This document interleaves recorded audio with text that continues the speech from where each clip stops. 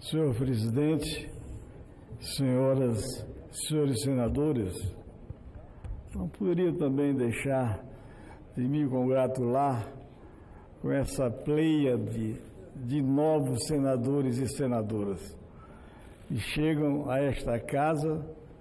Antevejo já que vieram mandados pela população, pelo povo indignado, mas cheio de esperanças. Eu sei que o Isalci, os nossos companheiros do Podemos, somente o nosso grande líder, Álvaro Dias, o nosso Stives, Cajuru e a Soraya, creio que nós vamos ter uma responsabilidade muito grande nesta casa. A renovação foi a maior da história desde o Senado da República. E isso foi uma manifestação do povo. E eu me lembro, quando eu vejo isso, o que dizia Manuel Castells, um grande sociólogo espanhol, no seu livro Redes de Indignação e Esperanças. Isso em 2013, quando uma turba de brasileiros em todas as grandes capitais ocuparam as ruas, as avenidas, no sinal de protesto contra o quadro então vigente em 2003. E esse Manuel Castells, que escreveu neste livro o 8º capítulo dele, que se encontrava aqui no Brasil, testemunhou o povo brasileiro indignado, mas de esperanças. E essa esperança desaguou 5 anos depois das eleições de outubro do ano próximo passado.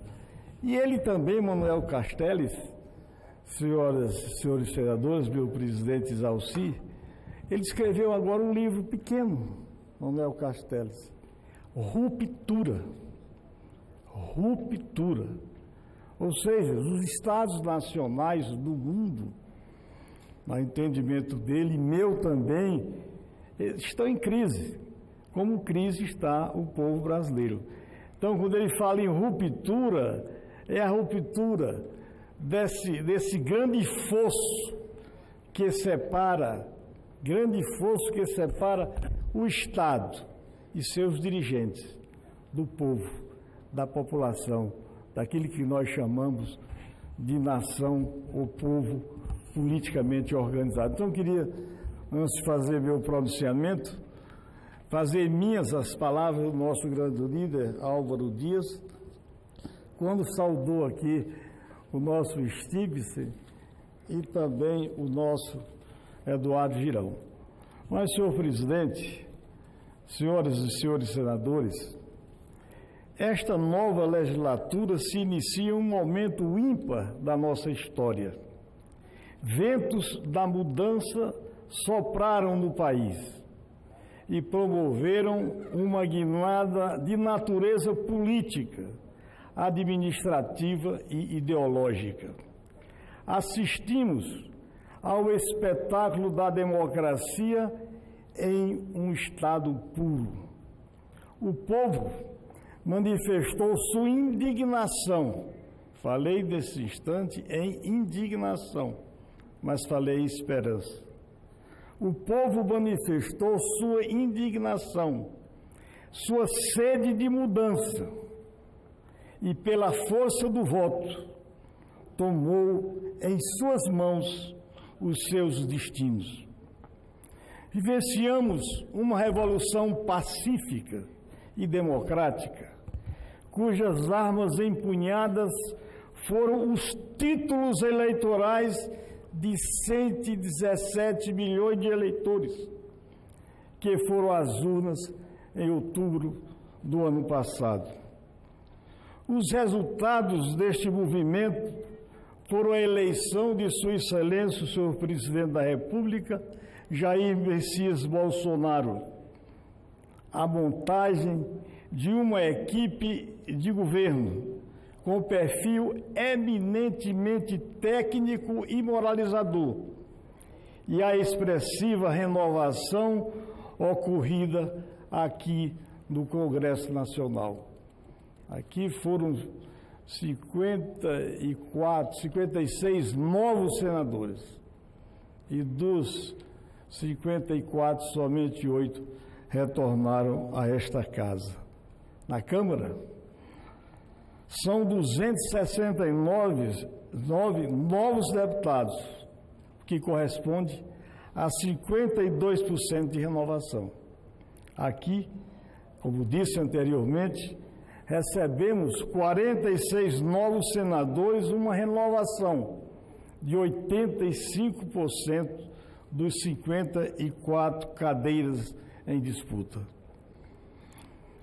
E sua eleição para presidir o Senado da República, quando elegemos o senador Davi Alcolumbre, é uma prova inconteste que os representantes desta casa ouvimos as vozes das ruas e abrimos as janelas do Senado Federal para que os ventos da mudança aqui adentrassem e alcançassem a presidência desta casa.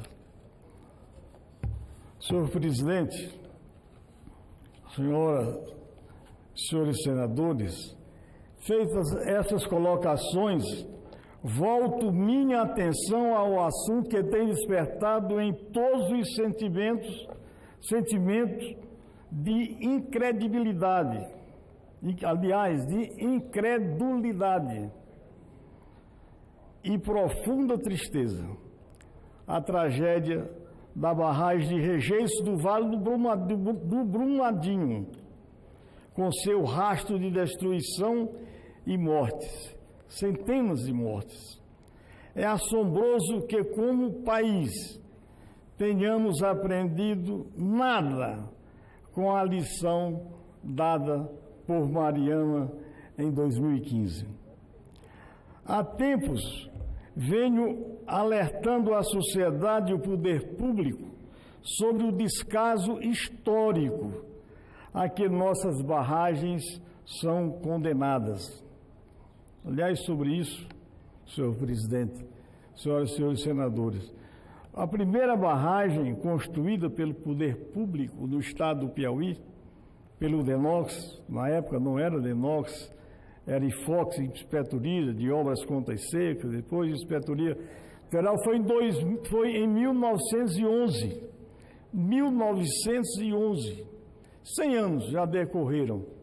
E essa barragem, chamada de Aldeias, no município de São Raimundo Nonato, no perímetro urbano, não recebeu ao longo de um século de construída um monitoramento, uma vistoria, uma fiscalização. Daí o descaso, o abandono e o tratamento irresponsável de todos os governantes com relação a esta questão de segurança de barragem.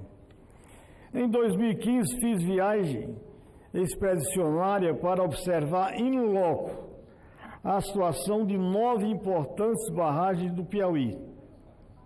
2 aspectos saltam aos meus olhos: a crise hídrica que castiga o sertão e o abandono das barragens, muitas com graves problemas e sem monitoramento, e sem fiscalização e sem vistorias.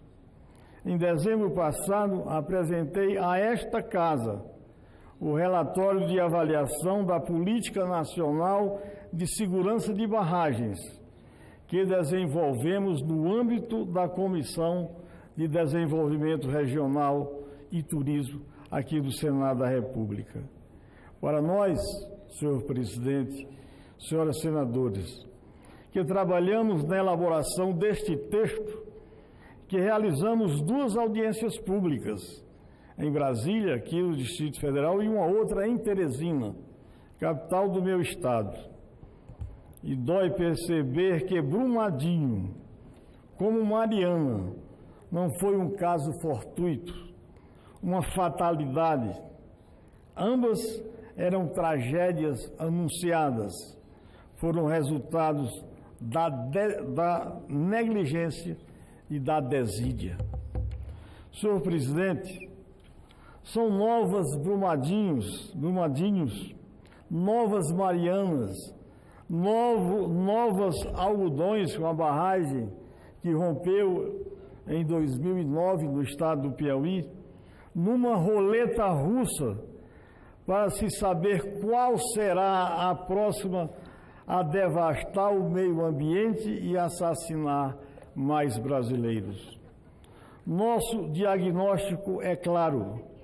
O Brasil possui uma política nacional de segurança de barragens, pela Lei 12.334 de 2010, mas esta política é inócua.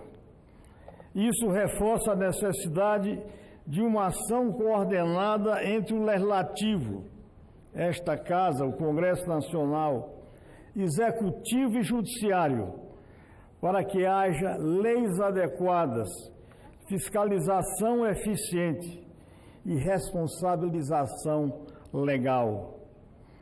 Nosso relatório, meu estimado presidente Isalci Lucas, foi apresentado na Comissão de Desenvolvimento Regional no dia 12 de dezembro do ano passado. Mal podíamos supor que em tão pouco tempo seríamos confirmados pela história.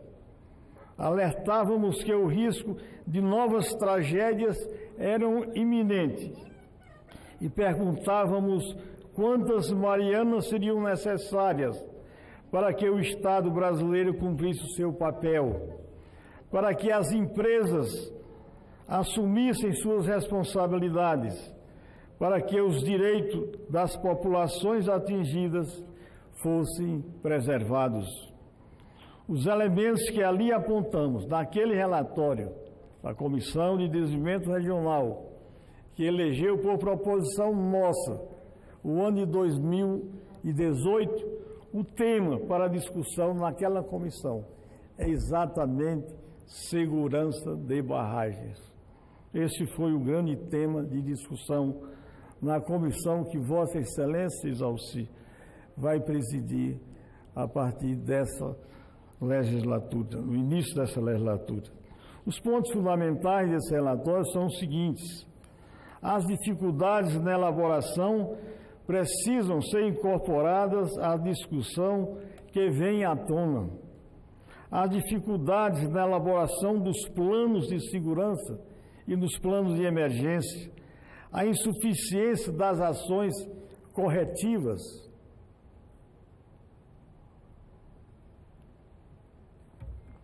a imprecisão na quantificação e orçamentação dos serviços de manutenção e recuperação.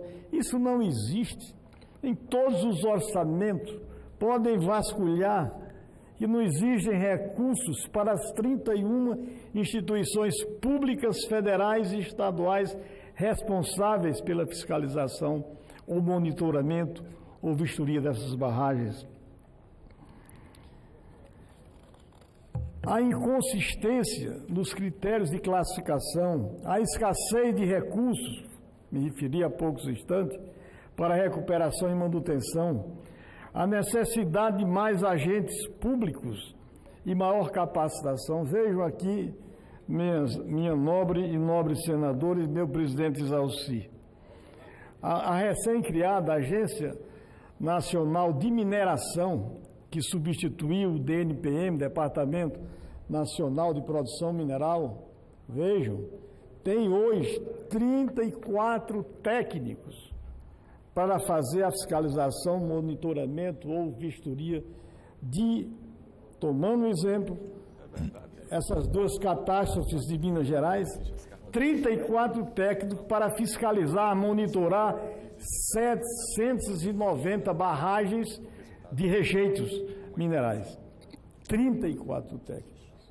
Quer dizer, é humanamente impossível uma agência recentemente criada, que nasceu de uma instituição natimorta, que era do Departamento Nacional de Produção Mineral. E veja que é um setor, é uma área da mais alta relevância para o Brasil, dado a receita que gera todos os anos.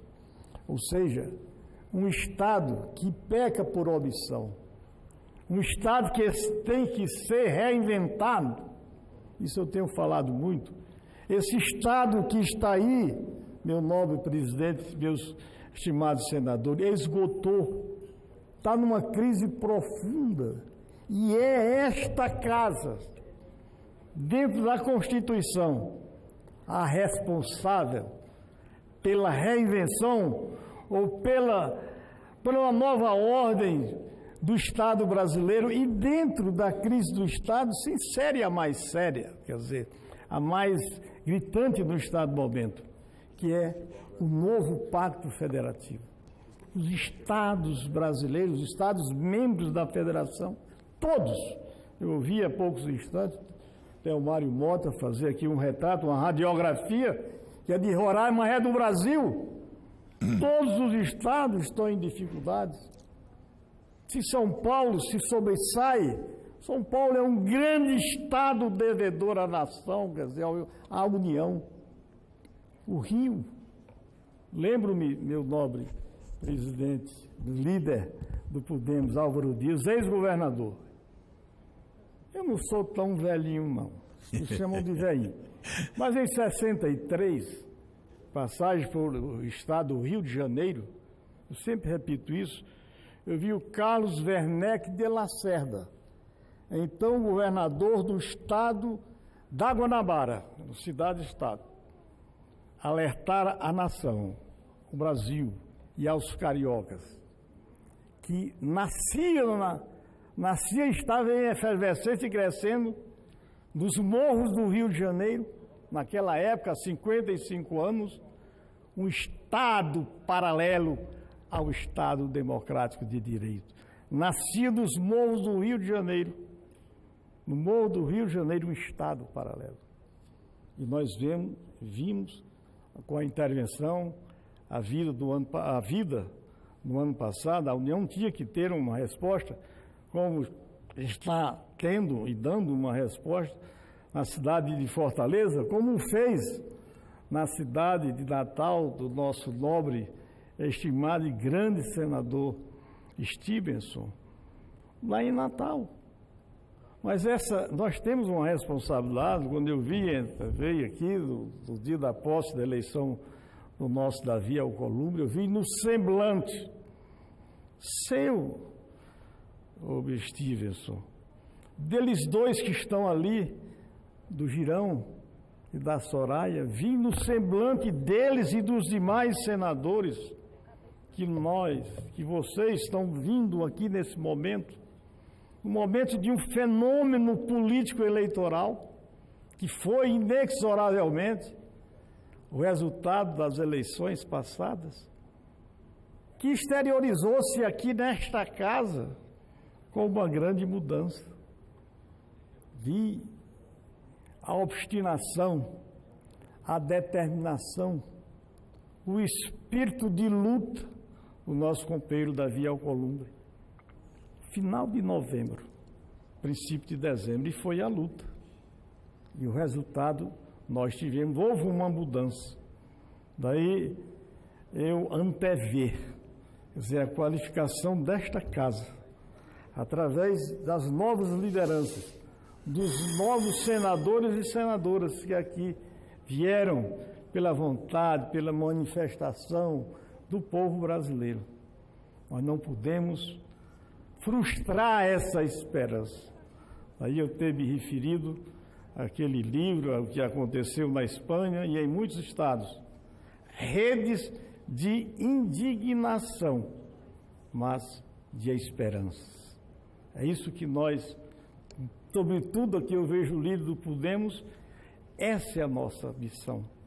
Como um novo partido, que hoje tem, para a felicidade de todos nós, 6 excelentes, aliás, 8 senadores, dos quais tem uma mulher, a nossa querida e estimada Rose de Freitas. Portanto, dando continuidade ao meu pronunciamento... Permite, senador, eu mando uma parte. Conceda a Vossa Excelência, nosso líder. Grande senador.